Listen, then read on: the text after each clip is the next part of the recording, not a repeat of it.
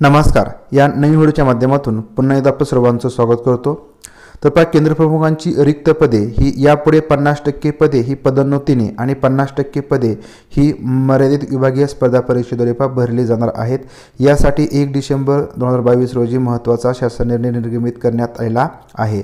तर याआधी केंद्र प्रमुखांची रिक्त पदे ही 40% पदे ही सरळ सेवा परीक्षेद्वारे भरली जात होती, 30% पदे पदोन्नतीने आणि 30% पदे ही मर्यादित विभागीय स्पर्धा परीक्षेद्वारे भरली जात होती. परंतु या शासन निर्णयानुसार आता जी पदे भरली जातील ते 50% पदे पदोन्नतीने आणि 50% पदे ही मर्यादित विभागीय स्पर्धा परीक्षेद्वारे भरली जाणार आहेत. तर आता या ठिकाणी जी विभागीय मर्यादित स्पर्धा परीक्षा आहे तर ही स्पर्धा परीक्षा महाराष्ट्र राज्य परीक्षा परिषदेमार्फत आयोजित केली जाईल. या परीक्षेचं आयोजन आणि स्वरूप काय असणार आहे तर विभागीय मर्यादित स्पर्धा परीक्षेद्वारे केंद्र प्रमुखांच्या निवडीसाठी अभियोग्यता आणि बुद्धिमत्ता चाचणी परीक्षेचं आयोजन शासन निश्चित करेल अशा परीक्षा यंत्रणेमार्फत आयोजित करण्यात येणार आहे.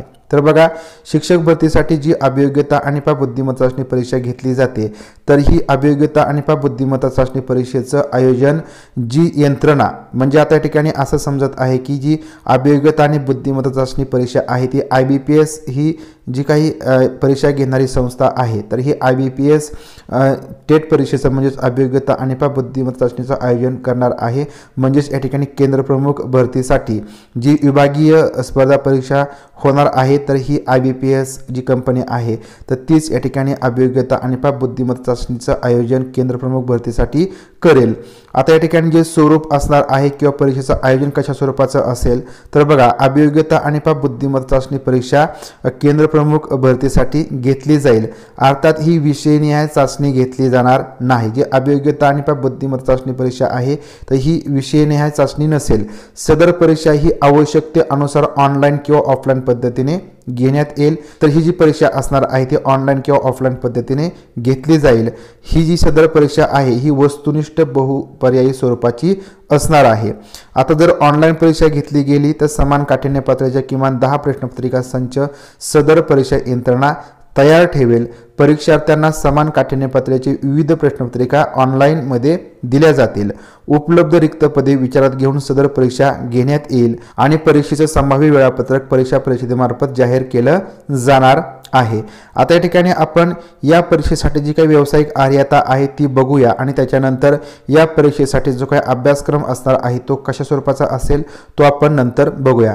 तर बघा, आता या ठिकाणी शैक्षणिक आणि व्यावसायिक अर्हता बघा, विभागीय मर्यादित स्पर्धा परीक्षेद्वारे निवडीसाठी ज्यांनी कोणत्याही मान्यताप्राप्त विद्यापीठाची BA, BCom किंवा BSc तर ही पदवी किमान 50% गुणांसह उत्तीर्ण केलेली असेल आणि सर्वात महत्त्वाचं म्हणजे ज्यांनी जिल्हा परिषदेच्या प्रशिक्षित पदवीधर शिक्षक प्राथमिक या पदावरती 3 वर्षापेक्षा कमी नाही इतकी अखंड नियमित सेवा म्हणजे शिक्षण सेवा कालावधी वगळून पूर्ण केलेले असेल तर असेच शिक्षक जिल्हा परिषदेचे असेच प्रशिक्षित पदवीधर शिक्षक प्राथमिक तर हे या विभागीय मर्यादित स्पर्धा परीक्षेसाठी पात्र असणार आहेत. तर लक्षात घ्यायचं आहे, इतर शिक्षक या ठिकाणी या विभागीय मर्यादित स्पर्धा परीक्षेसाठी पात्र नसतील.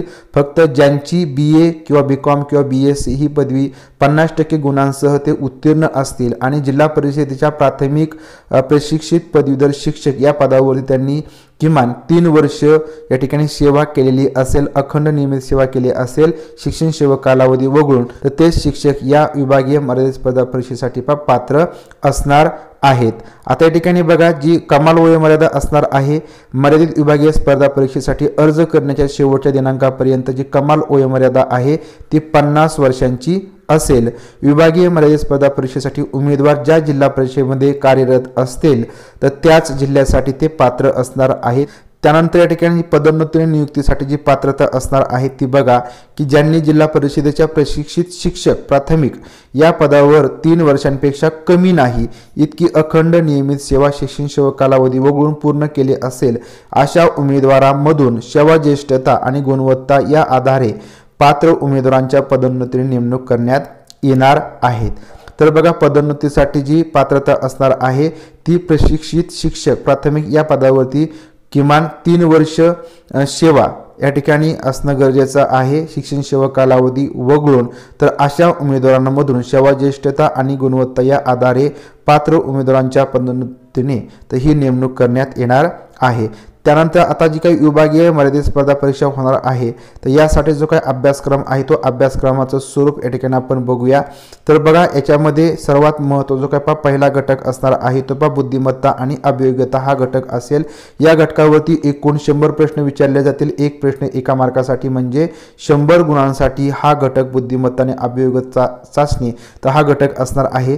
याच्यामध्ये काय उपघटक असतील ते पुढील प्रमाणे बघा, तार्किक क्षमता, वेग आणि अचूकता, भाषिक क्षमता इंग्रजी, भाषिक क्षमता मराठी, अवकाशीय क्षमता, कल, आवड, समायोजन आणि व्यक्तिमत्व तर हे अभियोग्यतेचे घटक असतील। त्यानंतर बुद्धिमत्तेमध्ये आकलन, वर्गीकरण, समसंबंध, क्रमश्रेणी, तर्क आणि अनुमान, कूटप्रश्न, सांकेतिक भाषा, लयबद्ध मांडणी तर हे घटक या ठिकाणी या बुद्धिमत्तेमध्ये असतील। अशा प्रकारे बुद्धिमत्ता आणि अभियोग्यता या घटकामध्ये एकूण 100 प्रश्न विचारले जातील 100 गुणांसाठी। त्यानंतर पुढचा घटक असणार आहे शालेय शिक्षणातील नियम, अधिनियम व शैक्षणिक नवविचार प्रवाह। आता याच्यामध्ये उपघटक असणार आहेत बघा, भारतीय राज्यघटनेतील शिक्षणविषयक तरतुदी, संबंधित सर्व कायदे, योजना व अद्ययावत शासन निर्णय ज्याच्यावरती 10 प्रश्न 10 मार्कासाठी असतील। पुढचा उपघटक असेल शिक्षण क्षेत्रात काम करणाऱ्या प्रमुख संस्था, संघटन आणि त्यांचे कार्य, 10 प्रश्न असतील। माहिती तंत्रज्ञान वापर प्रात्यक्षिक एकूण 15 प्रश्न असतील 15 मार्कासाठी। अभ्यासक्रम व मूल्यमापन अध्ययन अध्यापन पद्धती याच्यावरती 15 प्रश्न 15 मार्कासाठी असतील। पुढचा उपघटक आहे माहितीचे विश्लेषण आणि मूल्यमापन 20 प्रश्न असतील। पुढचा उपघटक विषयनिहाय आशय ज्ञान आणि सामान्य ज्ञान, विशेष करून इंग्रजीचे विषय ज्ञान तपासलं जातं याच्यावरती एकूण 15 प्रश्न असतील। पुढचा उपघटक आहे संप्रेषण कौशल्य, समाज संपर्क साधने याच्यावरती एकूण 15 प्रश्न असतील।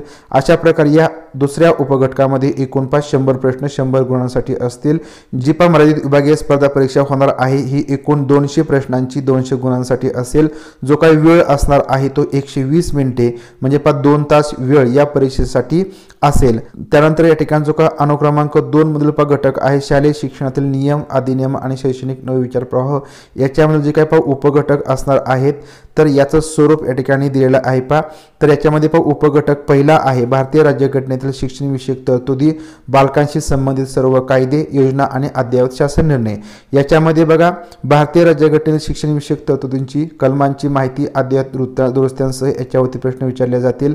बालकांचा मोफत सक्तीच्या शिक्षणाचा अधिकार अधिनियम 2009 आणि सदर अधिनियमातील महाराष्ट्र राज्य नियमावली 2011 अद्ययावत दुरुस्त्यांसह विश्लेषण, बलस्थाने आणि अडचणी याच्यावरती प्रश्न असतील।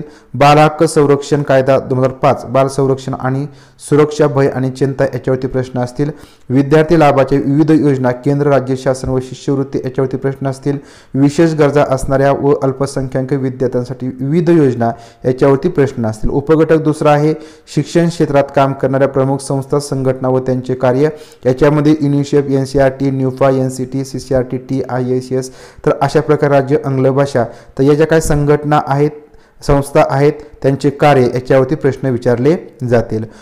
तिसरा उपघटक आहे माहिती तंत्रज्ञानाचा वापर प्रात्यक्षिकासह। याच्यामध्ये इंटरनेटचा प्रभावी वापर, शाळा स्तरावर विविध माहिती भरणे, शासनाच्या उपलब्ध पोर्टलवरील माहिती वापरासंबंधीचे ज्ञान ज्याच्यामध्ये सरळ UDIS+ असेल, संगणक वापराविषयीचं ज्ञान, माहितीचं विश्लेषण, शाळा स्तरावरील अंदाजपत्रक आणि हिशोब याच्यावरती प्रश्न या माहिती तंत्रज्ञान वापर व प्रात्यक्षिक या उपघटकामध्ये असतील। उपघटक चौथा आहे अभ्यासक्रम व मूल्यमापन अध्ययन अध्यापन पद्धती। याच्यामध्ये पूर्व प्राथमिक ते 12वी पर्यंतचा अभ्यासक्रम असेल। अध्ययन निष्पत्तीतील उणीवा, सातत्यपूर्ण सर्वंकष मूल्यमापन आणि पूरक मार्गदर्शन, प्रश्ननिर्मिती, स्वाध्याय कौशल्य, आसर, न्यास, पिसा या संदर्भात प्रश्न विचारले जातील। प्रगत अध्ययन अध्यापनशास्त्र, निकालासंबंधीची कामे याच्यामध्ये प्रश्न या उपघटकावरती असतील।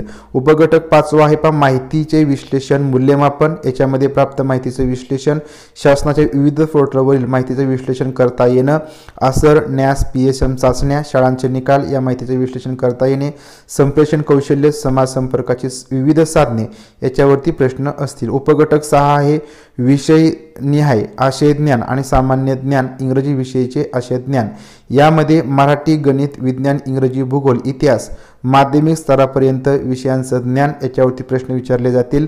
चालू घडामोडी विशेषतः शैक्षणिक बाबीसंदर्भात प्रश्न असतील, क्रीडाविषयक घडामोडी संदर्भात प्रश्न या परीक्षेमध्ये विचारले जातील। तर अशा प्रकारे विभागीय मर्यादित स्पर्धा परीक्षेद्वारे केंद्र प्रमुखांच्या निवडीसाठी जी अभियोग्यता बुद्धिमत्ता चाचणी घेतली जाणार आहे तर त्यासाठीचा अभ्यासक्रम, त्याच्यामधील उपघटकांचं स्वरूप हे याप्रमाणे असेल आणि या अनुसार ही 200 प्रश्नांची 200 गुणांसाठीची 2 तासामध्येच ही परीक्षा या ठिकाणी घेतली जाणार आहे। जो काही वेळ आहे तो फक्त 120 मिनिटं असेल, 200 प्रश्न असतील आणि एक प्रश्न 1 मार्कासाठी असणार आहे। कोणत्याही प्रकारची निगेटिव्ह मार्किंग या ठिकाणी नसेल।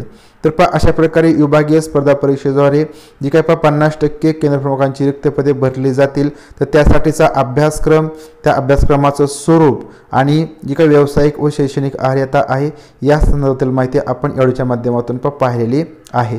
तर व्हिडिओ तुम्हाला आवडला असेल, माहितीपूर्ण वाटला असेल तर व्हिडिओ लाईक करा, व्हिडिओ शेअर करा। भेटूया पुढील व्हिडिओच्या माध्यमातून, तोपर्यंत धन्यवाद।